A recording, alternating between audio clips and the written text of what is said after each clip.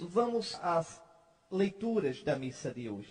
Mas eu queria somente, antes de escutarmos a leitura, recordar aquela frase do profeta Isaías. Isaías capítulo 9, versículo 6.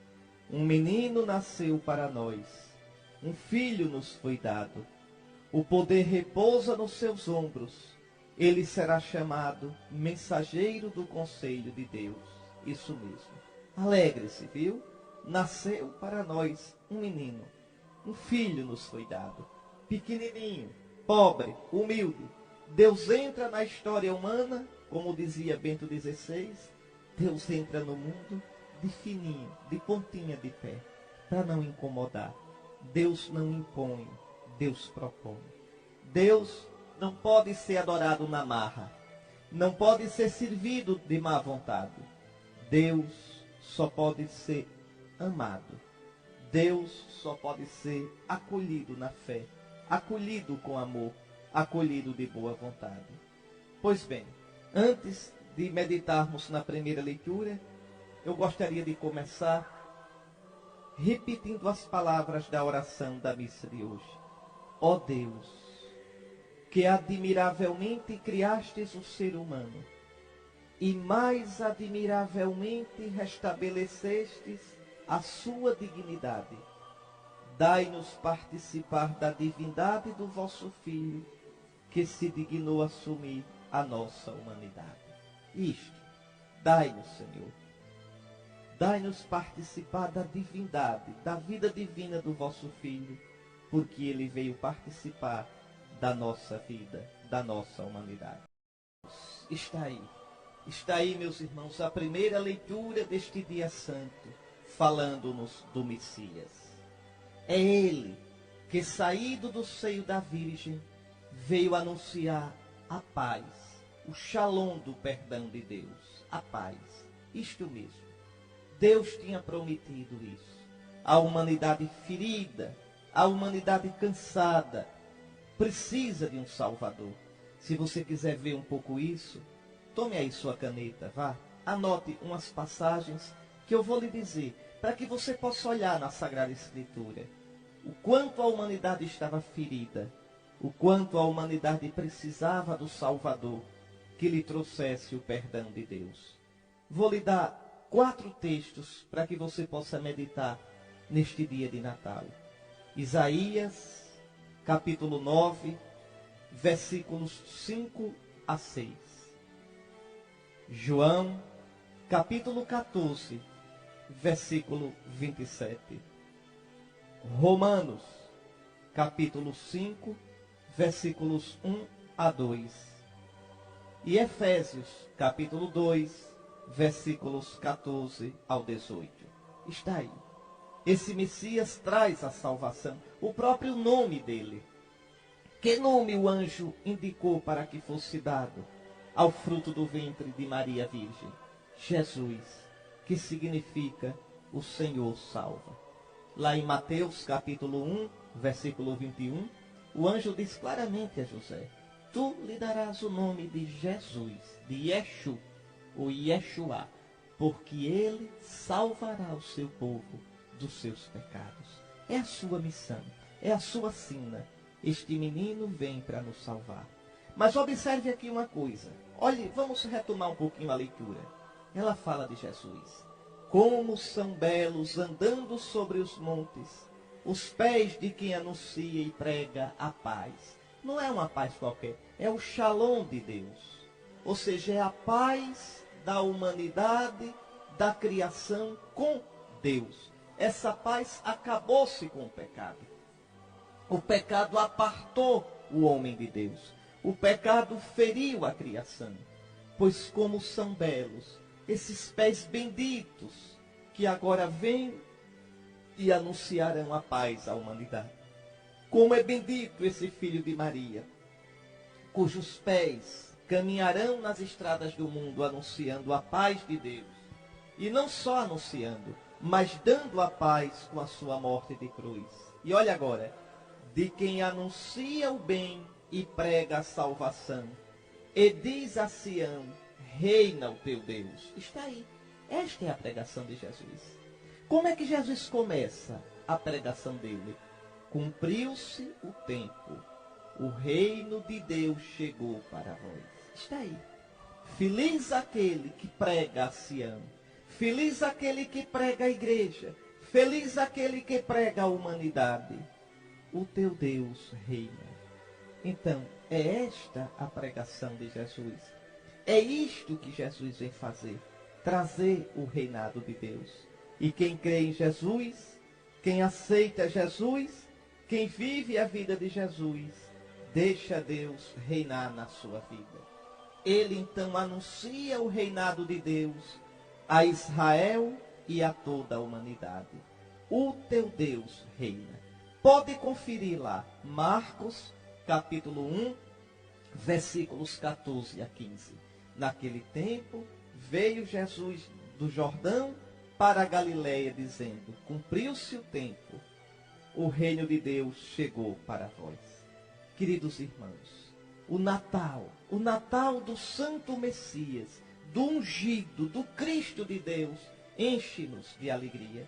Agora nós podemos ver, nós podemos ouvir o nosso Deus.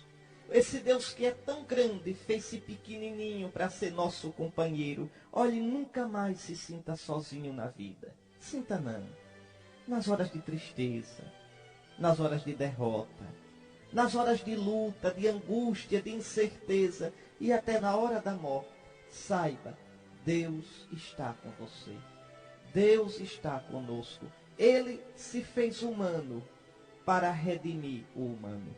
Ele se fez humano para encher de vida divina a nossa humana existência. Coragem, meu irmão. Olhe, tem gente que no Natal se sente tão só. Sente uma saudade não sei de quê. Uma nostalgia. Uma tentação de tristeza. Uma certa depressão. Não, meus irmãos. Sabe o que é isso? É saudade de um paraíso que se perdeu. É saudade de uma felicidade e de um bem, de uma paz e de uma plenitude que a gente quer porque foi criado para isso, mas nunca terá totalmente na terra. Essa paz que você procura, essa plenitude que você deseja, esta vida da qual você tem sede, tudo isso está deitadinho no presépio, nas mãos fofinhas daquele menininho, naquela criancinha que choraminga, recém-nascida de Maria Virgem. Ali está a nossa salvação. Ah, se a gente pudesse chegar pertinho do presépio e beijar aquele menininho e pensar, meu Deus, mas pensar realmente assustado, aqui está o Criador do mundo. Como pode aquele que envolve a criação toda estar envolvido por essas palhinhas? Como pode aquele que é rico, que é fonte de todo dom, estar envolvido em faixas, imolando os pobrezinhos? Como pode o Deus que alimenta as aves do céu estar precisando do leite da Virgem Mãe? Como pode o que veste os lírios dos campos de beleza, uma beleza maior do que as vestimentas de Salomão, está aqui, pobrezinho no presépio? Como pode aquele que sustenta o universo ser levado nos braços por José e Maria? Eis o amor de Deus. Você não está só. Deus está conosco. O nome do menino é Emanuel. Deus conosco. Eu repito, agora podemos ver e ouvir o nosso Deus. Podemos abraçá-lo e ser por ele abraçados. Não mais estamos sozinhos. Eu vou dar alguns outros textos para que você hoje possa ler, meditar, mastigar estas coisas que eu estou dizendo. Veja lá, Isaías 30, versículos 18 ao 21. Depois, Lucas 2, 29 a 32. Depois, João 1, versículo 14. Depois, um texto muito bonito, 1 de João, capítulo 1, versículos 1 ao 4. Depois, Mateus, capítulo 11, versículos 28 ao 30. Está aí. Leia, reflita sobre esses textos. Deus veio nos visitar. Deus está conosco. Nossas ruínas, as ruínas da humanidade, as ruínas deste mundo ferido e cansado, serão restauradas, meus irmãos. Serão novamente reerguidas. Todos os confins da terra hão de ver a salvação que vem do nosso Deus. Isso mesmo. E essa salvação é Jesus, nosso Senhor. Esta salvação nasceu para nós de Maria, a Virgem. Vale a pena reler essa primeira leitura contemplando esse mistério. Vale a pena pensar em Jesus, olhar esse menininho e pensar como são belos, andando sobre os montes. E ainda hoje ele anda sobre os montes pelos pés da igreja. Sim, pelos pés da igreja. Porque nosso Senhor continua a obra da salvação através da igreja. A igreja ministra da salvação. A igreja que são as mãos de Jesus, a boca de Jesus, o coração de Jesus, os pés de Jesus continuados neste mundo. Esta igreja tão de Cristo, tão amada por Cristo, tão corpo de Cristo, e tão odiada e às vezes vilipendiada pelo mundo. Às vezes por culpa nossa, dos pecados dos seus filhos. Mas essa igreja aqui é santa. Ainda nessa semana passada, eu tive assim uma alegria tão grande, me orgulhei tanto. Eu me orgulho tanto, viu, da mãe igreja, me orgulho tanto. Você se lembra do Joãozinho 30, aquele carnavalesco lá do Rio de Janeiro? Pois bem, há um tempo atrás, o Joãozinho 30 meteu o pau na igreja, mas meteu o pau, porque ele queria botar um Cristo Redentor no desfile, e a Arquidiocese do Rio de Janeiro proibiu, para não misturar as coisas sagradas com o ambiente de carnaval. Joãozinho 30 na televisão acabou com a igreja. Essa igreja pedófila, essa igreja isso, aquilo. Muito bem, muito bem. Foi injusto com a igreja. Joãozinho 30 morreu. Morreu essa semana passada. Eu estava vendo na internet, estava lá, esticado no caixão, e um padre ao lado, o padre da igreja pedófila, celebrando a missa pelo descanso eterno dele. É assim a igreja. É assim. Os inimigos dela, os que a pisam, os que a caluniam, os que nunca fizeram nada por ela, mas só souberam criticá-la, ao pedir os sacramentos, o perdão dela, ela está lá para dar. Assim foi com Voltaire no século XVIII, que arrasou com a igreja, que dizia que o mundo só seria feliz quando o último rei fosse enforcado na tripa do último padre. Pois bem, quando morreu estava lá a igreja para dar unção, porque ele pediu. A mesma coisa o presidente da França, François Mitterrand, que era socialista e nunca praticou a religião. No final da vida pediu os sacramentos da igreja. Como eu me orgulho disso. Como me encho de ternura por isso. E a igreja tem que ser assim. Nunca negar os meios salvíficos a quem pedir. Porque a igreja é ministra, esposa, corpo e continuadora daquele que hoje nasceu em Belém. Que vem trazer a paz. Que anuncia o bem e prega a salvação. E diz à humanidade, reina teu Deus. E a leitura diz ainda, ouve-se a voz de teus vigias. Eles levantam a voz, estão exultantes de alegria. Sabem que verão com os próprios olhos o Senhor voltar a Sião. Sim, o Senhor não está longe de nós. O homem pelo pecado se afastou de Deus, pois Deus se volta para nós, dando-nos o seu Filho. Alegrai-vos e exultai ao mesmo tempo, ó ruínas de Jerusalém.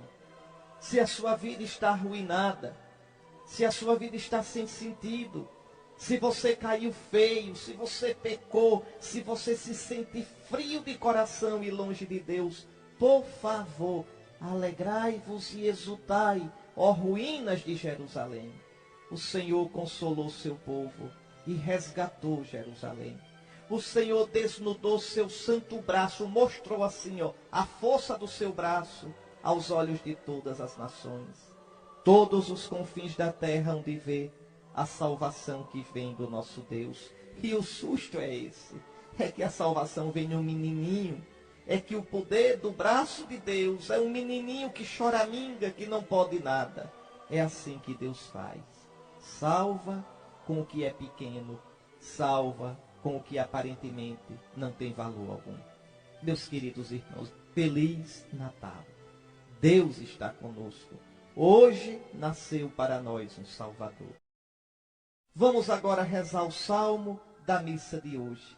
E o que o salmista mais vai insistir, insistiu na missa da noite, vai insistir agora: cantai ao Senhor Deus um canto novo. Hoje tudo tem que ser novo, nada daquele velho Papai Noel, nada. Tudo novo.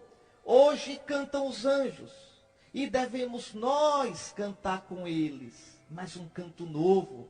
O canto que o Filho, hoje nascido, trouxe ao mundo. O canto do amor a Deus.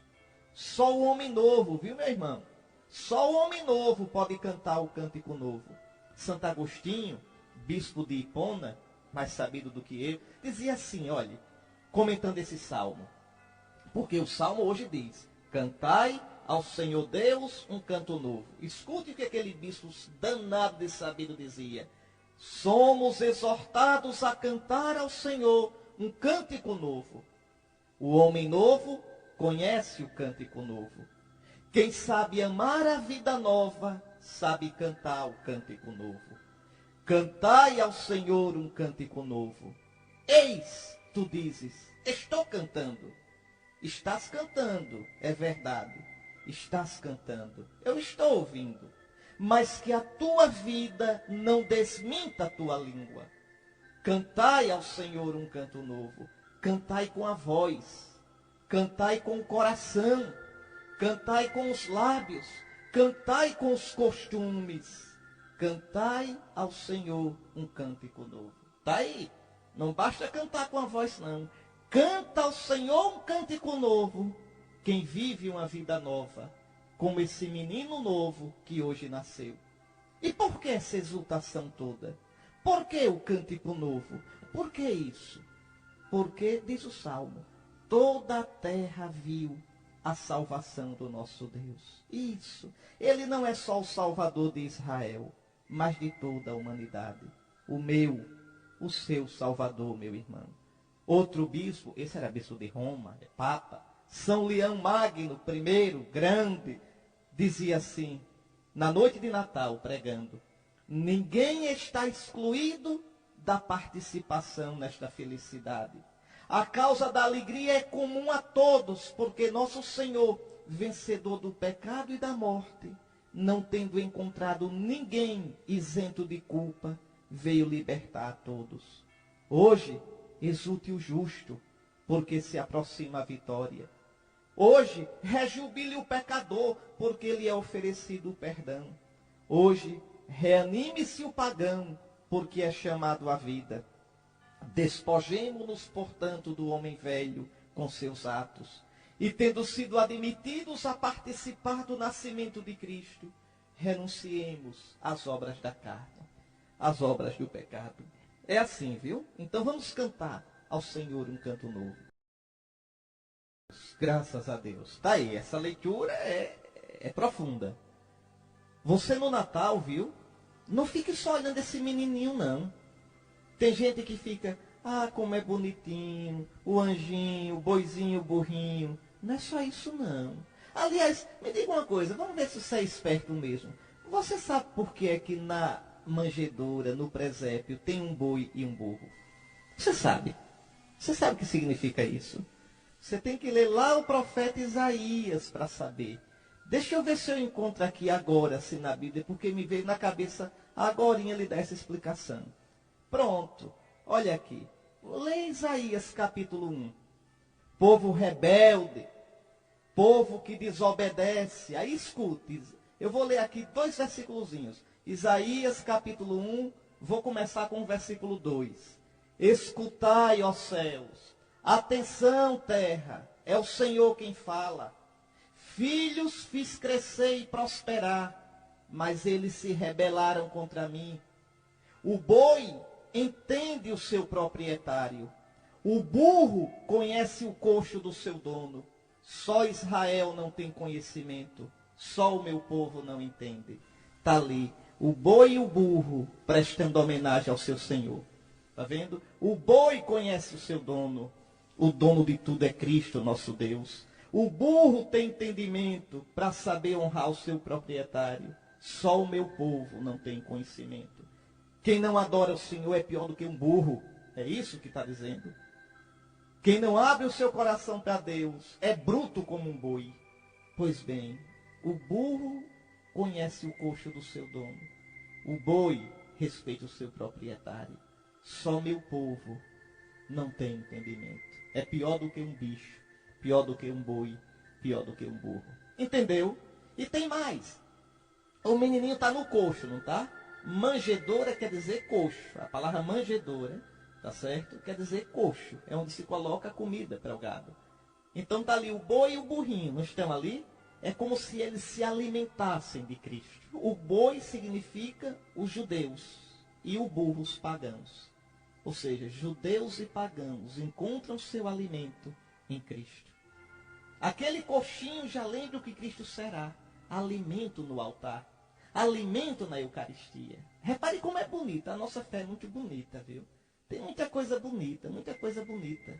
Pois bem, hoje essa segunda leitura, ela vai explicar quem é esse menininho. Está ali o menininho dormindo, a coisa mais linda. O menininho fazendo xixi na fralda. O menininho babando. Esse menininho é Deus. Não brinque não, é Deus. Tá certo? Olha aqui o que é que diz a segunda leitura. Muitas vezes e de muitos modos falou Deus outrora aos nossos pais pelos profetas. É verdade. O Antigo Testamento todo, Deus chamou nosso pai Abraão. Deus falou com Isaac. Deus em sonhos falou a nosso pai Jacó. Lutou com nosso pai Jacó no val do rio Jaboque.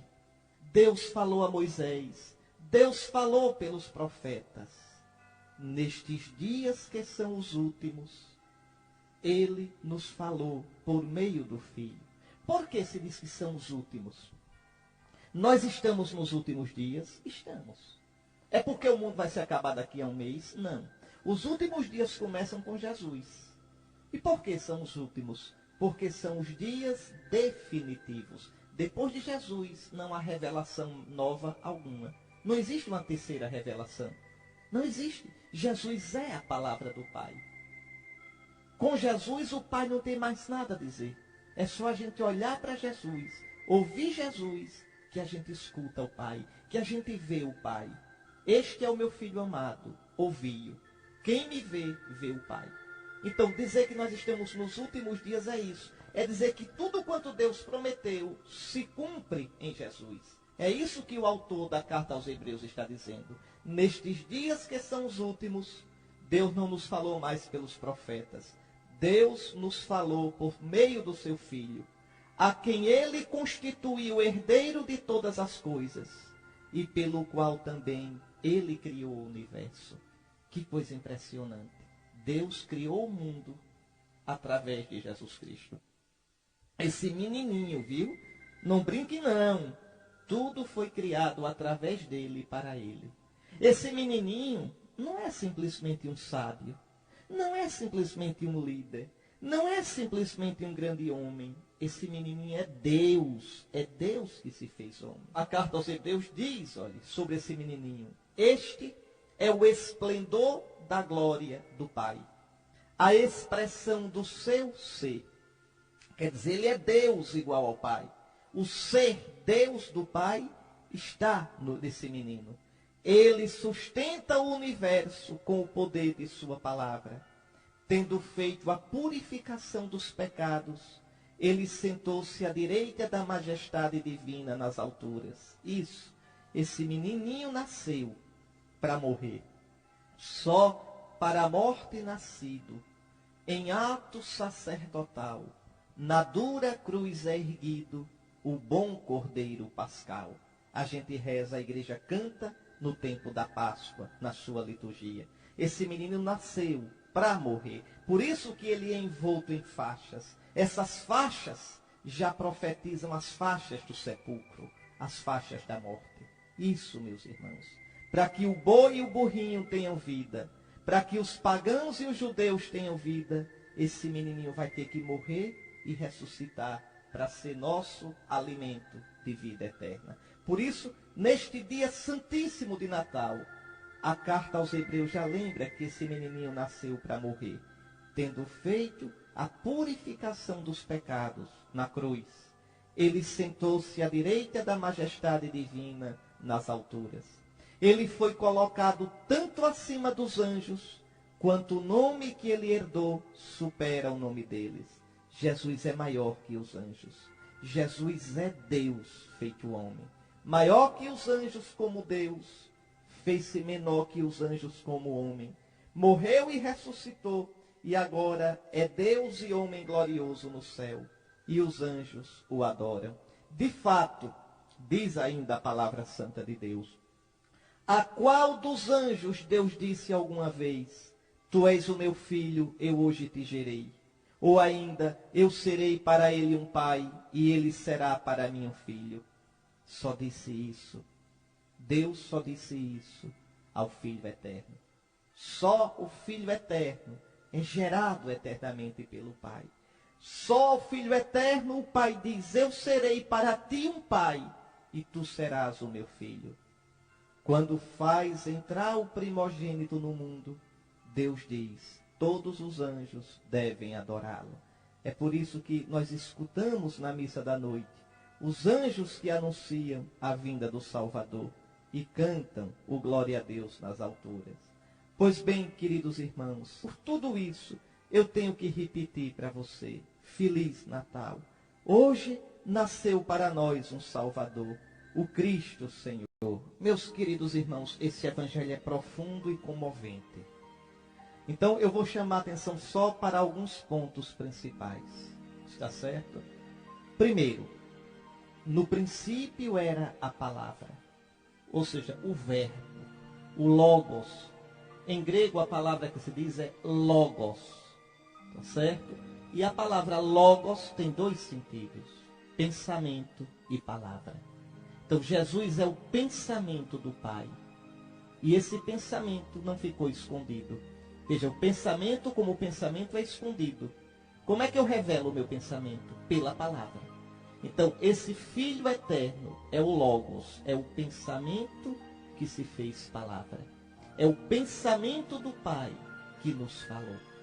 Então, quer saber quem é Deus? Olhe Jesus, ouça Jesus.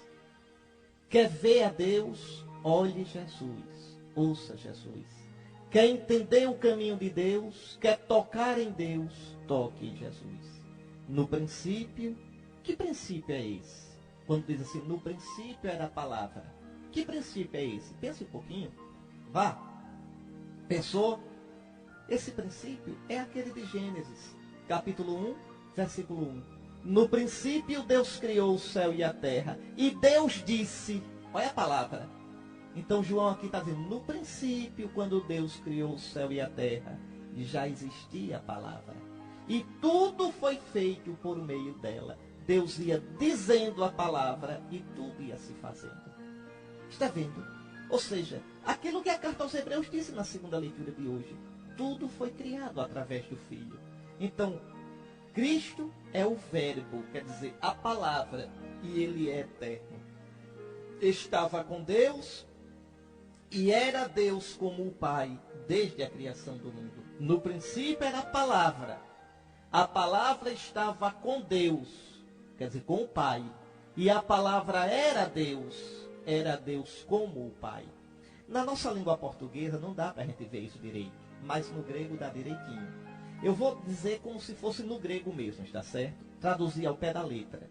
No princípio era a palavra, e a palavra estava com o Deus, e a palavra era Deus.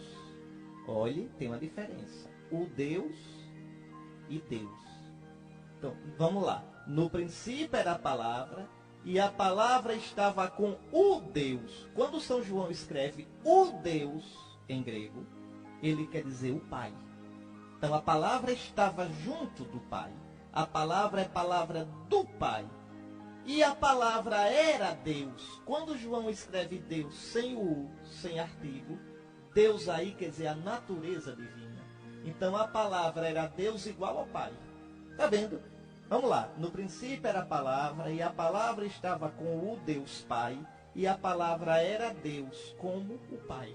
Está aí. Era divina igual ao Pai. É isso que o Evangelho está dizendo. Esse menininho danadinho dormindo na manjedoura é Deus. É Deus perfeito, é Deus santo. Esse menininho a gente adora. Jesus não é para ser admirado, não. Jesus é para ser crido, adorado, adorado. Tudo quanto existe foi criado através dele, e sem ele nada foi feito. É por isso que o mundo é bom. Tudo que existe é bom. Você pode dizer, mas senhor bispo, e esse desmantelo no mundo? E gente ruim que tem no mundo? E o capeta? Como é que é bom? Vou repetir, tudo é bom. É radicalmente bom, na raiz é bom. Agora, pode se perverter pelo mau uso da liberdade, como o diabo se perverteu e como os que o seguem se pervertem. Mas tudo foi criado bom, e ainda é na raiz bom, porque foi criado pelo Pai através do Filho. Nele e só nele está a vida verdadeira. João diz no versículo 4 hoje, nele está a vida. Você quer viver de verdade? Quer? Abrace Jesus. Busque os sacramentos de Jesus. Você quer viver uma vida que vale a pena? Uma vida de coração cheio? Uma vida que seja semente de eternidade? Não coloque sua vida a ilusão de que vive porque tem amigos famosos, porque tem um título acadêmico, porque tem dinheiro, porque tem mais poder que os outros. Isso tudo se esfarela, isso tudo passa, meus irmãos, passa. Basta vir um AVC, basta um câncer de repente, severo, agressivo, basta uma morte repentina, basta, meus irmãos, de repente, uma doença degenerativa, basta uma calúnia, basta uma crise econômica para quebrar tudo. Oh, meu irmão, nisso não está a nossa vida. Essas coisas têm certo valor, mas não são a nossa vida. Nele, em Jesus nosso Senhor, está a nossa vida. Veja, depois outra coisa que esse evangelho de hoje diz. Ele, desde o princípio, está no mundo, com a sua mão que tudo dirige e orienta. Mas os homens, desde o princípio, não o acolheram, não o reconheceram. Que coisa, nesse dia tão bonito de Natal, uma marcazinha de sangue no evangelho de hoje. Nessa missa tão bonita do dia do Natal, o evangelho já fala da cruz. Veio para o que era seu, e os seus não o receberam. Vão matá-lo, vão crucificá-lo. Como Simeão vai dizer à Virgem Maria, este menino será sinal de contradição. Está aí. E você, o acolhe ou o rejeita? E você, o abraça ou o repele? Os que acolhem o Verbo tornam-se filhos de Deus, nascidos não segundo a carne, mas nascidos no batismo, na água do batismo, nascidos no Espírito Santo de Cristo ressuscitado, pela vontade de Deus. E aí João diz uma coisa impressionante. E o Verbo se fez carne. O que é isso? O que quer dizer carne? Deixa eu explicar, viu? O Verbo não se fez corpo somente, se fez carne. E qual é a diferença? Às vezes tem gente que pensa assim. Vamos ver se você pensa assim. Se pensar assim, hoje vai dispensar, porque está pensando errado. Pensar assim, olha. Jesus é Deus e homem, certo? Certo. E o que é homem, Jesus? Ah, senhor bispo, homem, Jesus é o corpo. Pronto. E a alma? Não, senhor bispo, Jesus tem o corpo de homem e dentro desse corpo está Deus. Tá certo? Tá não. Tá não, isso é um chocolate sonho de valsa. Isso não é Cristo. Não. Se fosse assim, Deus não se teria feito homem, se teria feito corpo. Era um corpo de homem e dentro Deus agindo aí. Então esse corpo era como se fosse um robô. Não, não foi isso que Deus se fez. O Filho de Deus se fez homem de verdade. Jesus tem um corpo humano igualzinho ao meu, igualzinho ao seu. Tudo que o nosso corpo tem, o de Jesus tem. Todo o crescimento do corpo do homem, todos os instintos, Jesus tem. Tudo, tudo igual a gente. A diferença é que na gente é desmantelado pelo pecado e nele não é. Tá certo? Mas Jesus também tem uma alma humana. O que é o ser humano? É corpo humano e alma humana. Jesus tem alma humana. Tem. Dizer que Jesus tem alma quer dizer que ele tem uma psicologia humana. Jesus tem, olha, um conhecimento humano, sentimento humano, vontade humana. Tá certo? Jesus tem tudo aquilo que é nosso. Tudo, tudo, tudo completinho. Só que nele não é desarrumado. Quando Jesus diz, eu quero ser purificado, diz aquele leproso. Quem é que quer? É a segunda pessoa da Trindade, porque em Jesus só tem um eu, o eu do Filho eterno. Mas ele quer com a vontade humana. Com a vontade igual a minha, igual a sua. Então, reveja, ele se fez homem de verdade. É isso que João diz hoje, que o Evangelho diz, o verbo se fez carne. Carne na Bíblia é o homem todo, o homem no seu todo. E por que diz carne? Porque quer dizer que o homem é frágil. O Filho de Deus se fez frágil. Você quer ver isso bem direitinho? Pega a caneta aí novamente, eu vou lhe dar uma passagem. Pegue aí, Isaías 40, versículos 6 a 8. Veja, toda a carne é erva, a erva murcha. Está lá. O verbo se fez carne que murcha. Toda a carne é erva que passa. Lá Isaías diz assim, olha, toda a carne é erva, toda a carne murcha. Só a palavra de Deus permanece. Pois hoje, a palavra de Deus que permanece, o Filho, o Verbo, se fez carne que murcha. Que coisa impressionante. Aquele que é rico se fez pobre. Aquele que é eterno se fez imortal. Aquele que é grande se fez pequeno para nos salvar. Está aqui a humilhação, o abaixamento do Filho por nosso amor. Na carne, e agora na carne, na natureza humana frágil, a gente pode ver a glória de Deus. O Verbo se fez carne, habitou entre nós, e nós vimos a sua glória. Só Jesus, o Verbo encarnado, pode nos revelar a Deus. Jesus não é um homem bom, grande. Não, Jesus é Deus. Deus que se fez homem. Só Ele é o caminho. Só Ele é a verdade. Só Ele é a vida. Só Ele nos leva ao Pai. Por isso, termina o Evangelho de hoje dizendo, a lei foi dada por Moisés, mas a graça e a verdade nos vêm por Jesus. Você lê aí, olha, Atos capítulo 4, versículos 8 a 13. Não há outro nome no qual possamos ser salvos, a não ser o nome de Jesus. E João 14, 1 a 10. Só Jesus é o caminho, a verdade, a vida. Pois bem, eu digo a você o que a igreja diz hoje, na língua mesmo da igreja, a língua latina. Christus natus est pro nobis. Venite adoremos. Cristo hoje nasceu por nós. Vinde, adoremos. Aqui, nessas palavras, a igreja diz o seu sonho, diz tudo o que ela quer dizer. Meu querido irmão, Feliz Natal para você, viu? Eu queria terminar somente recordando as palavras da liturgia de hoje, da liturgia do Natal, que fala bem sobre esse mistério. Olha aqui. No mistério da encarnação de vosso Filho, Pai, nova luz da vossa glória brilhou para nós. E reconhecendo a Jesus como Deus visível a nossos olhos, aprendemos a amar nele a divindade que não vemos. Que coisa linda. Olhando Jesus homem, aprendemos a crer e adorar Jesus Deus. Ele, no mistério do Natal que celebramos, invisível em sua divindade, tornou-se visível na nossa carne. Gerado antes dos tempos, entrou na história da humanidade para erguer o mundo decaído, restaurando a integridade do universo. Introduziu no reino dos céus o homem redimido. E para terminar, por ele Realiza-se hoje o maravilhoso encontro que nos dá vida nova em plenitude. No momento, Pai, em que vosso Filho assume nossa fraqueza, a natureza humana recebe uma incomparável dignidade. Ao tornar-se ele um de nós, nós nos tornamos eternos. Está aí. Hoje o céu e a terra fazem um negócio danado, e no negócio quem se dá bem é a gente. Deus recebe o quê? A nossa humanidade, desse jeito, fraca.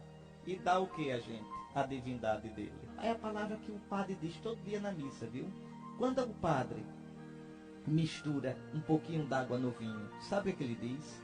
Você não ouve, mas ele diz. Ele joga um tiquinho d'água no vinho da missa e diz assim, diz ao Pai: pelo mistério desta água e deste vinho, possamos participar da divindade daquele que assumiu a nossa humanidade. A água e o vinho misturado lembra que Jesus é Deus e homem.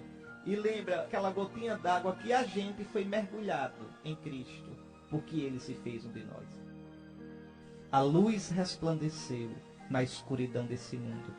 Nunca mais as trevas vão vencer a luz. Tenha medo não, viu?